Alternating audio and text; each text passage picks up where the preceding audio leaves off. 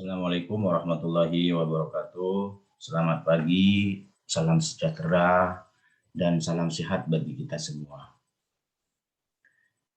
Oke, anak-anakku, hari ini kita akan melaksanakan perkuliahan dengan materi tentang asesmen pemahaman konsep matematika. Baik, saya langsung share screen materi kita hari ini. Kita akan membahas tentang asesmen pemahaman konsep matematika. Kita pahami dulu tentang pemahaman. Pemahaman dapat diartikan sebagai sesuatu atau menguasai sesuatu dengan pikiran kita. Menguasai sesuatu dengan pikiran kita. Ini arti dari pemahaman. Kita dapat menguasai sesuatu atau konsep pemahaman itu dengan pikiran kita, dengan cara kita, dengan daya nalar kita, dengan cara berpikir kita. Itu pemahaman. Yang berikutnya adalah konsep. Konsep diartikan sebagai ide abstrak yang dapat digunakan untuk menggolongkan sekumpulan objek. Yang dalam hal ini konsep apa? Konsep matematika, konsep fisika misalnya. Konsep diartikan sebagai ide abstrak. Ide abstrak yang dapat digunakan untuk menggolongkan sekumpulan objek. Ada sekumpulan objek, kita dapat mengartikan dari data itu, dari informasi itu, dari objek itu, kita lihat. Misalnya ada segitiga, ada persegi, 4. Kita dapat menggolongkan sudah, dapat memberikan contoh ataupun mencontoh, atau dapat, oh ini bukan konsep ini bukan konsep X, ini bukan konsep Y, misalnya. Itu konsep. Sedangkan konsep secara harfiah yaitu ide abstrak yang dapat digunakan untuk menggolongkan sekumpulan objek. Jadi pemahaman konsep adalah menguasai suatu objek dengan pikiran kita yang mengandung ciri atau kelas yang memiliki ciri-ciri secara umum. Sehingga penguasaan kita tentang suatu objek dengan menggunakan cara kita untuk apa? Untuk melihat kategori-kategori atau kelas-kelas yang memiliki ciri-ciri umum. Itu memahami suatu konsep. Baik, saya lanjutkan tentang pemahaman konsep. Pemahaman konsep ini merupakan tujuan yang sangat penting dalam pembelajaran matematika. Betul, memang pemahaman konsep matematika bagi guru, bagi siswa, bagi mahasiswa calon guru ini penting. Misalnya bagi siswa ini pemahaman konsep, kalau kita tidak menguasai konsep matematika, konsep fisika misalnya, kita mau seperti apa, mau menyelesaikan persoalan seperti apa, mau memecahkan persoalan seperti apa, konsep secara dasar saja belum kita kuasai. Oleh karenanya, saya mengingatkan kepada mahasiswa calon guru yang nantinya akan menjadi pendidik untuk sudah mampu memahami konsep itu. Yang berikutnya, bagaimana asesmennya? Karena kita menjadi guru, menjadi calon pendidik, kalau sudah mampu menguasai konsep, setelah itu baru kita melakukan asesmen. Dalam hal ini, untuk mengembangkan kemampuan matematika, siswa harus memiliki pemahaman mendalam mengenai konsep-konsep matematika dan keterkaitannya.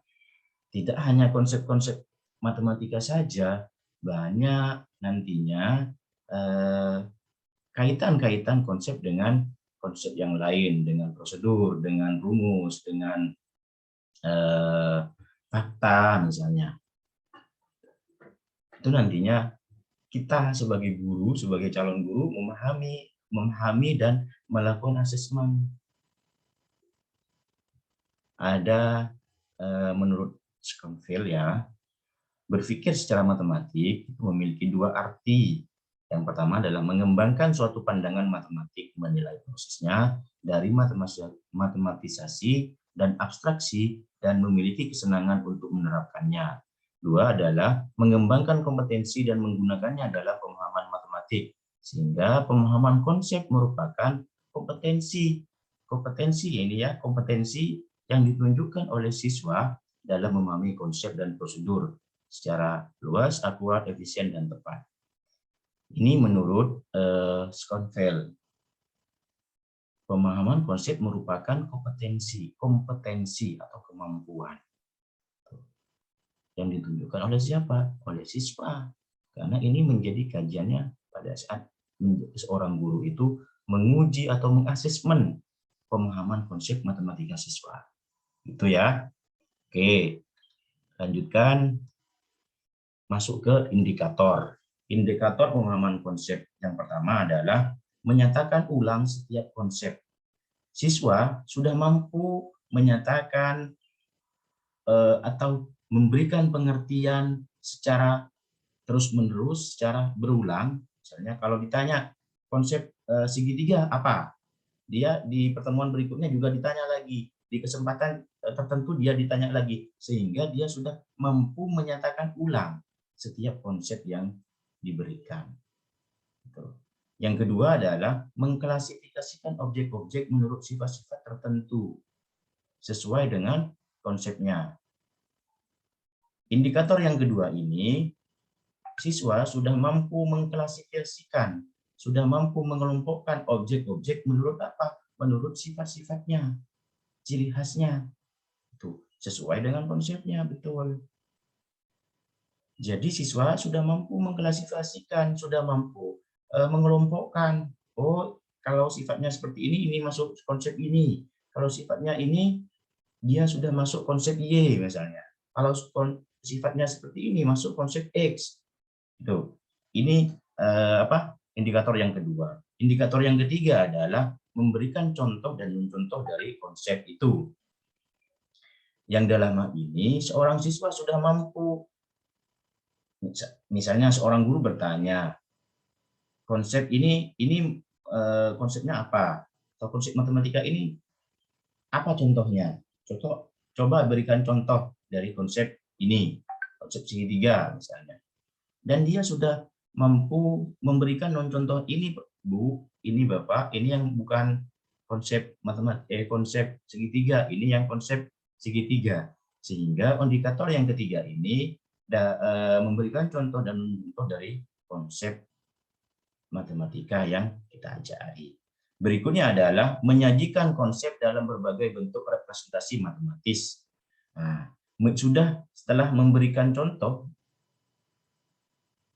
indikator yang keempat sudah dapat menyajikan konsep dalam berbagai bentuk representasi matematis. Ini setelah contoh diberikan, kita juga dapat memberikan contoh dari konsep itu.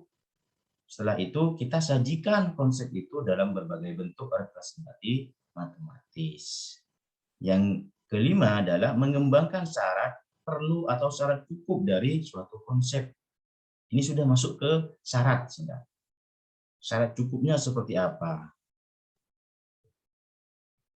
dari konsep itu sehingga dinamakan konsep itu. Syarat cukupnya seperti apa? Itu yang perlu kita pahami bersama. Sudah masuk yang nomor 5. Dan nomor 6, indikator yang keenam adalah menggunakan, memanfaatkan, dan memilih prosedur atau operasi tertentu. Sudah masuk ke dalam pemanfaatan atau penggunaan implementasi dari prosedur atau operasi tertentu. Yang ketujuh, mengaplikasikan konsep atau algoritma dalam pemecahan masalah. Sudah dapat digunakan, sudah dapat diimplementasikan, sudah dapat dijadikan pemecah masalah, memberi solusi dari pemecahan masalah dari permasalahan yang kita hadapi dalam menyelesaikan soal misalnya. Ini dari contoh ini, contoh pemahaman konsep ini, indikator pemahaman konsep ini perlu semuanya diberikan, perlu semuanya dilihat. Kita pada saat melakukan asesmen dari siswa. Apakah yang pertama adalah menyatakan ulang, yang kedua adalah mengklasifikasi objek-objek berdasarkan sifat-sifat tertentu, memberikan contoh dan mencontoh dari konsep yang ada, menyajikan konsep dalam berbagai bentuk representasi matematis. Itu yang keempat. mengembangkan syarat perlu atau syarat wajib, syarat cukup dari suatu konsep itu. Misalnya apa yang dinamakan dengan bilangan prima, itu kan mempunyai syarat cukup atau syarat wajib. 6. Menggunakan dan memanfaatkan serta memilih prosedur dari operasi atau operasi tertentu. Baru yang ketujuh, mengaplikasikan konsep atau algoritma dari pemecahan masalah itu. Ini 7 indikator pemahaman konsep matematika. Ada dalam menilai pemahaman konsep sesuai dengan indikatornya, misalnya kita melakukan pasikoran terhadap pemahaman konsep. Misalnya ini salah satu contohnya ya, bisa dijadikan sebagai panduan, tapi ini tidak mengikat, tidak harus sama dengan ini. Ini hanya sebagai salah satu contoh. Skor 0 misalnya. Pemahaman konsep, tidak ada usaha memahami soal. Yang kedua, penyelesaian tidak ada. Menjawab soal tanpa menjawab atau jawaban salah yang diakibatkan dari prosedur penyelesaian tidak tepat. Ini nilai perskorannya 0. Yang memiliki skor 1 salah menginterpretasikan soal secara keseluruhan, sehingga dalam penyelesaian soal perencanaan penyelesaian tidak sesuai. Salah komputasi, dalam komputasinya tiada pernyataan jawab pelabelan salah juga. Ini mendapatkan nilai skor 1. Bagaimana yang skor 2? Salah interpretasi pada sebagian soal. Kalau yang skor 1 pada secara keseluruhan. Kalau di penyelesaian soal, sebagian prosedur benar tapi masih ada kesalahan. Misalnya ada beberapa prosedur yang keliru. Tidak kesemuanya itu mendapatkan nilai atau skor 2. Meskipun secara keseluruhan penyelesaiannya benar. Terus bagaimana untuk yang skor yang ketiga atau nilainya skornya 4? Kalau yang 3, skornya 3, salah interpretasi pada sebagian kecil soal. Kalau yang 2 itu sebagian besar soal. Terus skornya yang ketiga pada sebagian kecil soal. Pada penyelesaian soal, dia prosedur substansial benar, tapi masih terdapat kesalahan meskipun sedikit. Meskipun dalam menjawab soal dia benar. Berikutnya, yang mendapatkan nilai 4. Yang mendapatkan nilai 4, interpretasi soal benar seluruhnya. Secara keseluruhan skornya atau jawabannya secara keseluruhan soal yang diberikan itu benar, jawabannya benar. Yang berikutnya dalam penyelesaian soal, prosedur penyelesaian tepat tanpa ada kesalahan apapun. Ini contoh dari bagaimana kita menilai pemahaman konsep dari seorang siswa. Kita boleh menggunakan skor 0 sampai 4. Boleh menggunakan skor 0 sampai 3 misalnya. Tapi diingat bahwa penskoran itu harus memiliki referensi yang dapat kita gunakan dalam menilai atau mengasesmen dari pemahaman konsep seorang siswa dalam menyelesaikan masalah. Apakah bisa, Pak, tidak perlu menyelesaikan masalah? Dikasih pertanyaan, boleh. Dikasih pertanyaan, boleh. Seperti yang saya jelaskan di sebelumnya bahwa bagaimana cara kita memahami, menilai atau mengasesmen pemahaman konsep seorang siswa, kita kasih pertanyaan, misalnya, konsep ini apa yang dimaksudkan dengan segitiga? Dia mampu menyatakan ulang apa enggak? Indikator kan, tadi kan ada 7 indikator pemahaman konsep. Ini siapa yang menentukan? Ini kita sebagai guru, sebagai calon pendidik. Makanya saya katakan di awal bahwa seorang guru, seorang pendidik harus mampu mengasesmen pemahaman konsep dari siswa. Karena dalam hal ini setelah kita mampu mengasesmen untuk apa? Untuk menjadi kualitas pembelajaran yang baik. Begitu. Selanjutnya, ada beberapa indikator pemahaman konsep. Ini ada pemberian skor.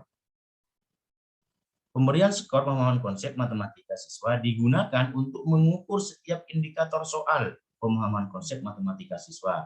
Dari tabel sebelumnya dapat dijelaskan bahwa terdapat 3 kategori yang dinilai untuk setiap indikator soal, yaitu pemahaman soal, penyelesaian soal, menjawab soal dengan skor maksimal masing-masing 10.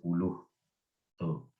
Kalau masalah penskorannya ini bergantung dari kita, dari seorang guru. Seperti yang saya katakan sebelumnya, bahwa guru yang menentukan sendiri caranya dalam pemberian skor. Ini hanya sebagai contoh saja.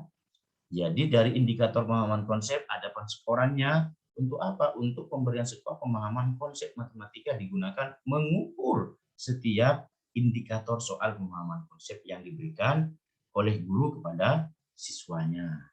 Nih, berikutnya saya kasih contoh soal.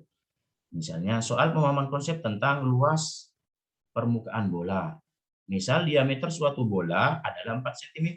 Tentukan luas permukaan bola. Dari pertanyaan tersebut, siswa menjawab misalnya, luas permukaan bola sama dengan 4 pi r kuadrat, di mana pi-nya itu 22/7. 4 dikalikan 22/7 dengan diameter, jangan ini keliru, ini R-nya ini bukan diameter, berarti ini jari-jari, dengan jari-jari 14 cm dikalikan 14 dikalikan 14, hasilnya 2464 cm kuadrat. Terus bagaimana kita melakukan asesmen ini? Dari aspek penilaian, pertama adalah pemahaman soal. Ini salah satu contohnya ya. Tidak dijadikan paten ini, tapi contoh saja. Interpretasi ya, misalnya yang pertama adalah pemahaman soal. Dari aspek penilaian, interpretasi soal benar seluruhnya, karena dari soal sudah benar menghubungkan pada konsep permukaan bola. Dari rumusnya itu juga benar, dia mengimplementasikan soal tersebut secara keseluruhan.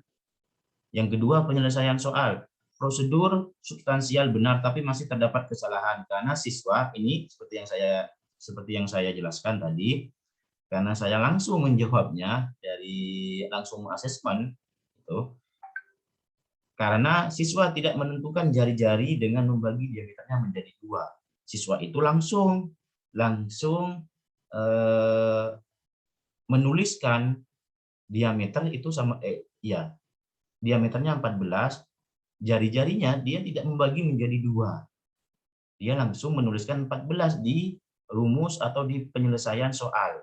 Sehingga langsung 14 diameter 14 itu dijadikan sebagai jari-jari, tidak memperhatikan itu, sehingga nilainya atau skornya sama dengan 3. Pada saat menjawab soal, salah komputasi, tidak ada pernyataan menjawab pelabelan, karena siswa di sini salah dalam mensubstitusikan data yang ada terhadap rumus permukaan bola. Sehingga secara keseluruhan 4 ditambah 3 ditambah 1 sama dengan 10, sama dengan 8. Sehingga skor yang didapat siswa sama dengan 8 dari 10 secara keseluruhan. Itu. Siapa yang menentukan? Ya kita seorang guru, kita seorang pendidik. Makanya perlu memahami tentang aspek pemahaman konsep dari mata pelajaran. Yang dalam hal ini mata pelajaran matematika.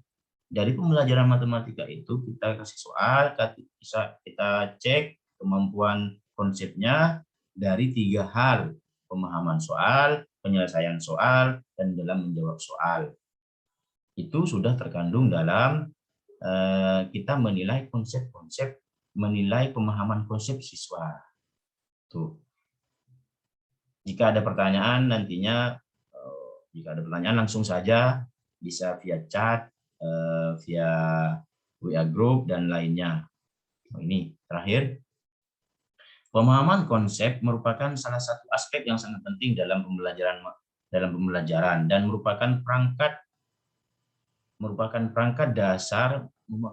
program pendidikan yang merefleksikan kompetensi sehingga dapat mengantarkan siswa menjadi siswa yang berkompeten dan dalam berbagai ilmu pengetahuan. Ini secara umum, pemahaman konsep adalah salah satu aspek yang sangat penting dalam pembelajaran. Yang dalam ini tidak hanya pembelajaran matematika saja, tapi pembelajaran fisika, pembelajaran biologi, pembelajaran kimia, ini masuk semua dan merupakan perangkat standar program pendidikan yang merefleksikan kompetensi sehingga dapat mengantarkan siswa menjadi siswa yang berkompeten dalam berbagai ilmu pengetahuan. Sangat penting untuk kita dapat melakukan asesmen dalam memahami kemampuan pemahaman konsep siswa. Ini penting juga, tidak hanya penting bagi siswa, tapi juga penting bagi seorang guru, seorang calon pendidik untuk bagaimana kita melakukan kita memahami konsep dan melakukan asesmen terhadap pemahaman konsep itu. Oh, tidak ada sudah ya. Baik, mungkin hanya itu yang dapat saya sampaikan pada perkuliahan hari ini. Kurang lebihnya mohon maaf, sampai bertemu di perkuliahan berikutnya. Assalamualaikum warahmatullahi wabarakatuh.